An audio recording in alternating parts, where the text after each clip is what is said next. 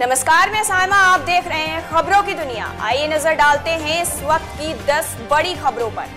बांदा में नाबालिग बच्चों से यौन शोषण पर पोर्नोग्राफी के संगीन मामले के आरोप में जेल में बंद चित्रकूट के सिंचाई विभाग के निलंबित जूनियर इंजीनियर राम भुवन के मामले में सीबीआई की टीम बांदा कोर्ट पहुंची, जहां पर सीबीआई की तरफ से दाखिल किए गए 2 प्रार्थना पत्रों पर कोर्ट को अपना फैसला देना था, लेकिन कोर्ट में कंडोलेंस होने व जज का स्वास्थ्य खराब होने के चलते तारीख आगे बढ़ा दी गई। अब इस मामले में 4 जनवरी को कोर्ट अपना फैसला देगा। फैसला सुनाया जाना था, क्या हुआ आज इस मामले में? जो सीबीआई की तरफ से 2 एप्लीकेशन डाली गई थी, पहली थी कि मेडिकल टेस्ट कराए जाने बाबत और दूसरा उसकी वॉइस सैंपलिंग के बाबत थी, जिस पर आज फैसला आना था चूँकि कंडोलेंस होने की वजह से और आज साहब की तबीयत खराब हो जाने की वजह से आज के डेट पे वह आदेश नहीं दिया गया है। उम्मीद है कि छुट्टियों के बाद 4 तारीख तक वह आदेश दे दिया जाएगा।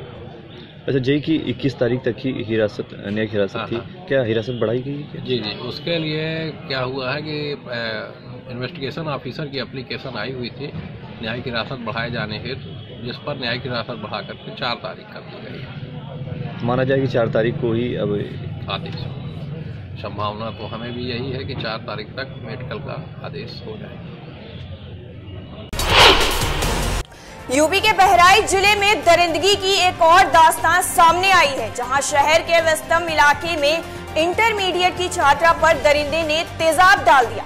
भाजपा के राज में पुलिस प्रशासन और सुरक्षा की धज्जियां उड़ती दिखाई दे रही है। हाथरस बागपत के बाद बहराइच में भी सामने आई बड़ी वारदात। मामला बहराइच शहर के पीपल तिराहा का बताया जा रहा है।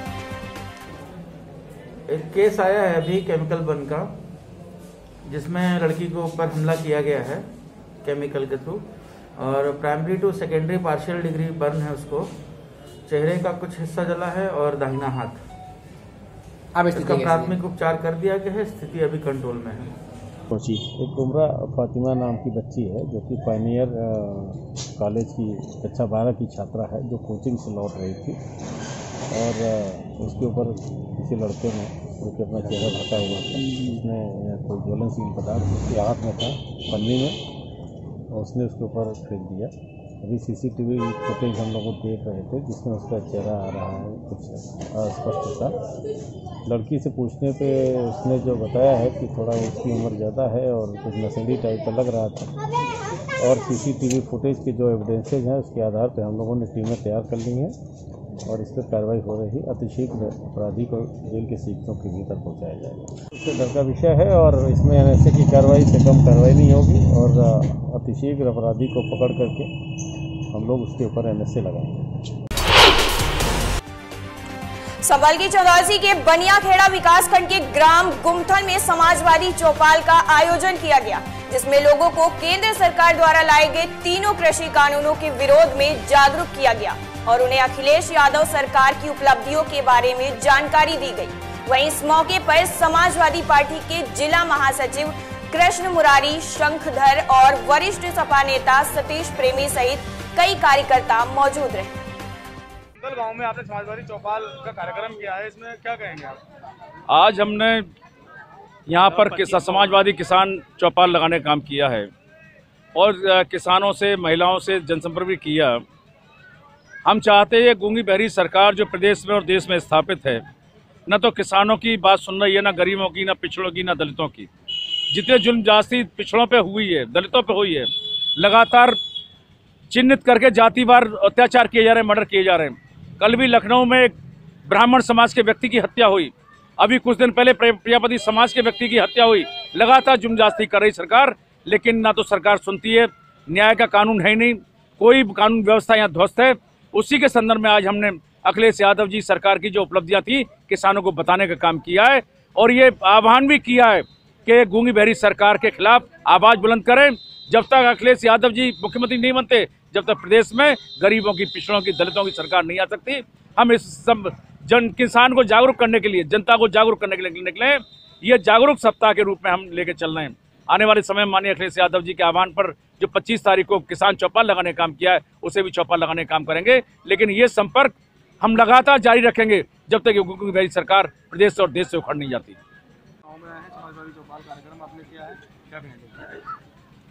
देखिए, हमारा 7 तारीख से माननीय राष्ट्रीय अध्यक्ष श्री अखिलेश यादव जी के आह्वान पर किसान यात्रा चल रही थी। हमारे जिले में सभी जगह कार्यक्रम थे। उसी क्रम में वरिष्ठ नेता सतीश प्रेमी जी यहाँ से प्रत्याशी भी रहे हैं, इनके कार्यक्रम लगे हुए थे। उसी कार्यक्रम के तहत हमें अभी लखनऊ से हमें ये सूचना प्राप्त हुई थी कि 25 तारीख को गांव-गांव जाकर संगठन के पदाधिकारी, वरिष्ठ नेता, जनप्रतिनिधि गांव-गांव चौपाल लगाने का कार्यक्रम करेंगे। जैसा कि सबको पता है कि मोदी सरकार ने जो 3 किसान बिल पास किए थे, उन किसान बिलों का विरोध कर रहे हैं लगभग 80 लाख किसान वहाँ पड़े हुए हैं और वहाँ 20 से 25 किसानों की मृत्यु हो गई। ऐसी ठंड में किसान पड़े हैं वहाँ। हम लोगों को समाजवादी पार्टी के राष्ट्रीय अध्यक्ष ने कहा कि गांव-गांव किसानों को जाकर आप आग्रह करिए। ये हमारा कोई व्यक्तिगत समाजवादी पार्टी का नहीं, सभी किसान भाइयों का मामला है। ये किसान भाई किसी से भी जुड़े हो सकते हैं, लेकिन चूंकि ये किसानों की बात थी, उन किसान भाइयों की बात जो दिल्ली बॉर्डर पर हैं, उनके तक पहुंचाने के लिए हम लोगों ने किसानों के बीच जनसंपर्क किया है और आने वाले किसान दिवस को भी हम किसानों को जनसंपर्क के रूप में और संदेश देंगे चौधरी चरण सिंह जी का।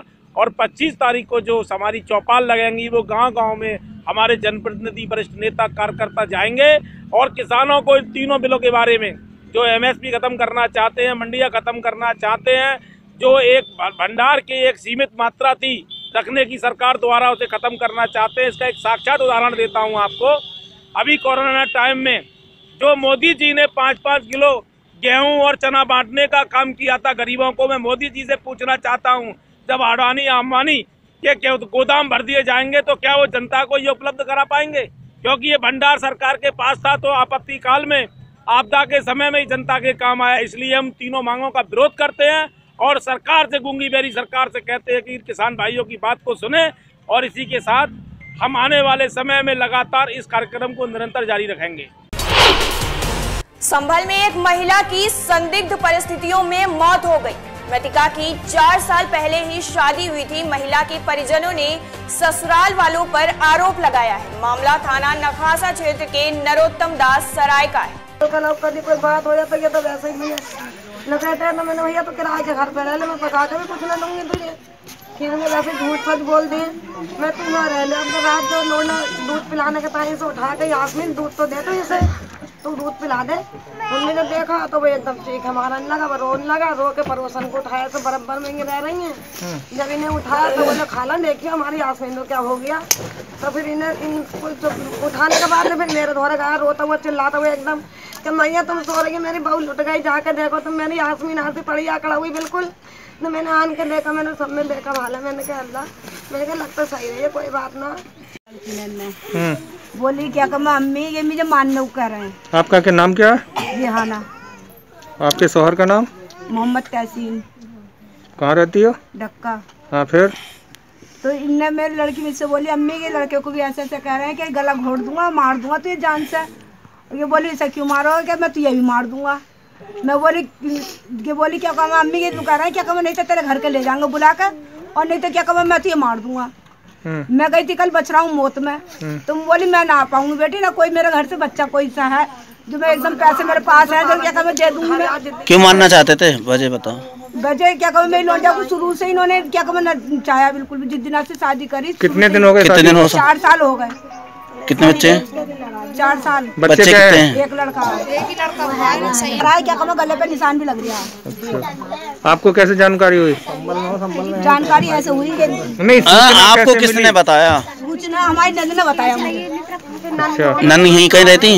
नंद रहती है। इन्होंने मेरे घरों को कोई फोन नहीं करा। चलो। बरेली के इज्जत नगर क्षेत्र में ऑटो चालक की सूझबूझ और पुलिस की बहादुरी से लूट के आरोपियों को गिरफ्तार कर लिया गया है। इस बहादुरी के काम के लिए वरिष्ठ पुलिस अधीक्षक ने ऑटो चालक जितेंद्र कुमार को 5,000 रुपए की पुरस्कार देकर सम्मानित किया है। साध्वी प्राची अपने विवादित बयानों को लेकर एक बार फिर सुर्खियों में हैं। उन्होंने कहा कि किसानों की आड़ में जो लोग कृषि बिल को लेकर प्रदर्शन कर रहे हैं वो लोग जिहादी हैं, खालिस्तान की बात कर रहे हैं। साध्वी प्राची ने प्रधानमंत्री नरेंद्र मोदी से निवेदन किया है कि वो कृषि कानून को वापस ना लें। यह कानून 70 साल की व्यवस्थाओं के बाद किसानों के लिए आया है। अगर कानून वापस लिया गया तो साध्वी प्राची दिल्ली में अनशन करेंगे। इसके साथ ही ममता बनर्जी पर भी निशाना साधा। बोली, भाजपा की सरकार पश्चिम बंगाल में बनने के बाद ममता बनर्जी का मुंह काला हो जाएगा। पश्चिम बंगाल पे पूरी तरह से फोकस है, आप क्या कहेंगे, क्या नजरिया है, किस नजरिए से देखते हैं? बंगाल के अंदर राष्ट्रीय स्वयंसेवक संघ, विश्व हिंदू परिषद, भारतीय जनता पार्टी के सैकड़ों कार्यकर्ताओं को ममता बनर्जी ने मौत के घाट उतारा है। ये ममता बनर्जी की सरकार पर एक सबसे बड़ा कलंक भारतीय जनता पार्टी के राष्ट्रीय अध्यक्ष आदरणीय जेपी नड्डा जी पर हमला कराया। ये कलंक ममता बनर्जी की सरकार पर है। लेकिन ध्यान रखना, आने वाले समय में भारतीय जनता पार्टी की सरकार बंगाल में बनेगी तो ममता बनर्जी का मुंह काला हो जाएगा, पूरा देश देखेगा। तब क्या बोलेगी, तब क्या जवाब देगी जनता को ममता बनर्जी? तो माना जाए कि वहाँ बीजेपी की सरकार, भारतीय जनता पार्टी की सरकार बनेगी। दूसरा दीदी, आज की डेट में महत्वपूर्ण सवाल है कि राहुल गांधी को अध्यक्ष बनाने की जो शुरुआत तेज हो गई है, क्या कहेंगे? ये तो बहुत अच्छा मौका है, कांग्रेस को खत्म करने का एक नया मौका राहुल गांधी को मिल जाएगा। क्योंकि नेहरू खानदान में सोनिया गांधी, फिर राहुल गांधी, फिर सोनिया गांधी, फिर राहुल गांधी, अब मिसेज वाड्रा का नंबर है इसके बाद में, फिर मिसेज वाड्रा के परिवार का है। इसके अलावा कांग्रेस में कोई और नहीं है, इसीलिए कांग्रेस को खत्म करने का बहुत अच्छा मौका चल रहा है। दीदी, तीसरा सवाल यह है कि आज की चर्चा में है, सबसे महत्वपूर्ण मुद्दा है किसानों का, क्या नजरिए से देखती हैं आप? देखिए, मैं किसान की बेटी हूँ, मेरे दादाजी, मेरे नाना जी किसान थे। मैं किसानों की पीड़ा को समझती हूँ और बहुत अच्छे से मेरे दिल में दर्द है किसानों के लिए। लेकिन वहाँ पत्रकार बंधुओं किसान नहीं है, मुझे दुख इसी बात का है। किसानों की आड़ में खालिस्तान की मांग की जा रही है, किसानों की आड़ में मोदी जी को और योगी जी को मारने की बात की जा रही है। वो तो जिहादी है, और किसानों की आड़ में ये जिहादी, शाहीन बाग में भी यही जिहादी थे ना। अब ये जिहादी किसानों की आड़ में धरना और प्रदर्शन कर रहे हैं। लेकिन मैं एक बात कहना चाहती हूं, धरने प्रदर्शन से अगर समस्या का हल होता तो जरा फिर सरकार की और संसद की क्या जरूरत थी। सरकार ने जो बिल बनाया बहुत अच्छा बिल है, और वो कांग्रेस की 70 साल की जो समस्याएं किसानों के लिए पैदा की गई थी। ये नेहरू खानदान के बच्चों को चैलेंजर जरा चैनलों पर बैठे मेरे साथ में, किसानों का दर्द क्या होता है मैं जानती हूं। ये मूली, गोभी, गाजर के और मेथी और पालक के पत्तों को पहचान करके बताइए जरा। ये समस्याएं इन्होंने पैदा की है ना, मोदी जी ने इन समस्याओं का हल किया है और वो बिल में लेकर के आए हैं। 6,000 रुपए की सरकार ने दी है किसानों को। बताइए, लाइन में लगना पड़ता था भाई साहब, पूरा पूरा दिन किसान खेत में काम करता था रात में, और दिन भर लाइनों में लगते थे। उन समस्याओं का हल किया है मोदी जी। बिल बिल्कुल भी वापिस नहीं होना चाहिए, और बिल यदि वापिस होता है तो साध्वी प्राची आमरण अनशन दिल्ली के अंदर करेगी। इन खालिस्तानियों को, इन जिहादियों को सबक सिखाइए। ना किसान परेशान है, ना फसल खतरे में है, ना किसान खतरे में है। खतरे में तो वो दलाल खतरे में है जो किसानों से दलाली करते थे। उनकी दलाली खत्म हो रही है किसानों के नाम पे, इसीलिए वो दलाल बौखलाए हुए हैं। आखिरी सवाल अब ये है कि ओवैसी कह रहे हैं कि उत्तर प्रदेश में हम लड़ेंगे और लड़ाएंगे। पहले भी लड़ा है भाई, चुनाव तो उन्होंने पहले भी लड़े हैं। क्या रिजल्ट रहा जरा ये भी पूछ लीजिए। तो आपको मानना है कुछ भी लड़िए, अच्छी बात है, हमने मना कब किया है। ओवैसी भी आकर के खुद लड़िए, सबके लिए मैदान खाली है। दिल्ली के किसानों के जो धरने चल रहे उसकी आड़ में अरविंद केजरीवाल भी यूपी के अंदर चुनाव की तैयारी कर रहे हैं, तो ओबीसी भी कर ले, क्या फर्क पड़ रहा है। आजम खान को कुछ राहत की सांस आई है। सीतापुर जेल से 10 महीने बाद आजम खान की पत्नी डॉक्टर तंजीम फातिमा रिहा हो गई। उनसे मिलने के लिए सीतापुर जेल में लहरपुर के पूर्व सांसद कैसर जहां व उनके पति विधायक जासमीर अंसारी पहुंचे। तंजीम फातिमा रिहा होने के बाद सीधा अपने आवास पर पहुंची और मीडिया से रूबरू हुई। आप आई हैं, कैसा महसूस कर रही हैं इस घर में आने के बाद? अच्छा महसूस कर रही हूं, अच्छा महसूस कर रही हूं। एक बड़ा आप लोगों के साथ का टाइम था, लेकिन उसके बाद में ये जो सीतापुर का जो प्रशासन के अलावा जो समाज आपसे जुड़ा, आप क्या सीतापुर के लिए रामपुर और सीतापुर का जैसा संबंध है उसके अनुसार क्या यहाँ के लोगों को वो स्नेह आपके द्वारा मिलेगा? मिलेगा, बिल्कुल मिलेगा। सीतापुर के लोगों ने बराबर जेल में हमें पता चलता था बाहर कौन कौन लोग आए क्या है, और हमारी मतलब उनका प्यार आपको सीतापुर में कहाँ से? सीतापुर में मुझसे मिलने ही किसे लिया गया, कोविड की वजह से लॉकडाउन था, कोई भी अंदर नहीं आ सका मिलने के लिए। प्रशासन ने आपके साथ, जेल प्रशासन ने कैसा व्यवहार किया? जैसा आम कैदियों के साथ करते हैं, जैसे सब सारे कैदी थे वैसे ही मैं भी थी। क्या ये नहीं समझा गया कि एक कैबिनेट मंत्री प्राप्त दर्जा, एक लोकसभा सदस्य, एक विधायक जेल में बंद है, उसको उस तरीके का दर्जा दिया जाए? उसको कोई विशेष दर्जा, कोई विशेष सुविधा हमें कुछ नहीं दी। जैसे सामान्य सारे कैदी थे वैसे ही हम लोग। जब आप जेल में रहीं तो आप क्या क्या महसूस करती थी? आप अंतर भावनाएं, अंतर आत्मा की आवाज़ जो आपके रात 1 बजे 1:30 बजे आपके दिन में जो चलता था, आप कुछ बताएंगी? परिवार के साथ हैं? हाँ, यही महसूस करती थी कि आखिर हमें किस गुनाह की सजा दे रही। इस मौजूदा योगी सरकार के संबंध में क्या कहना चाहिए? इस सरकार के बारे में तो मैं कुछ भी नहीं कहना चाहूँगी। सब सरकारें अपनी अपनी तरह से काम करती हैं। क्या ये सरकार बदले की भावना के साथ आपके साथ काम करती है? किस चीज़ का हमसे बदला लेती थी? मैंने तो सरकार के साथ कोई बुराई नहीं की, ज़ाती तौर पर न किसी सरकार के साथ, न किसी उनके MLA MP के साथ मैंने तो कोई बुराई कभी की नहीं। जम्मू कश्मीर में जिला विकास परिषद यानी DDC चुनाव के नतीजे आज आने वाले हैं। 280 DDC सीटों के लिए 2178 उम्मीदवारों के भाग्य का फैसला होगा। मतगणना सुबह से ही शुरू हो चुकी है। केंद्र शासित प्रदेशों में सभी 8 चरणों में कुल 51.42% मतदान हुआ था। अलीगढ़ मुस्लिम यूनिवर्सिटी के शताब्दी वर्ष समारोह को आज बतौर मुख्य अतिथि प्रधानमंत्री नरेंद्र मोदी संबोधित करेंगे।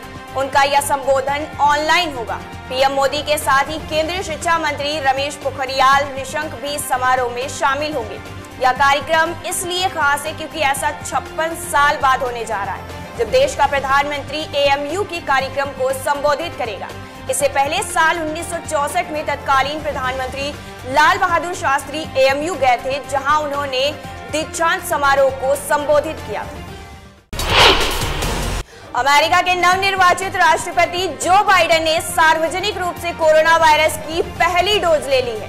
बाइडेन ने नेवार्क डेलवेयर के क्रिस्टियाना अस्पताल में सोमवार को फाइजर इंक कोविड-19 वैक्सीन की पहली डोज ली। अमेरिकी जनता को वैक्सीन की सुरक्षा को लेकर आश्वस्त करने के प्रयास के तहत इस कार्यक्रम का सीधा प्रसारण भी कराया। फिलहाल के लिए इतना ही। ऐसे देश दुनिया की बड़ी खबरें जानने के लिए जुड़े रहिए हमारे साथ और देखते रहिए खबरों की दुनिया।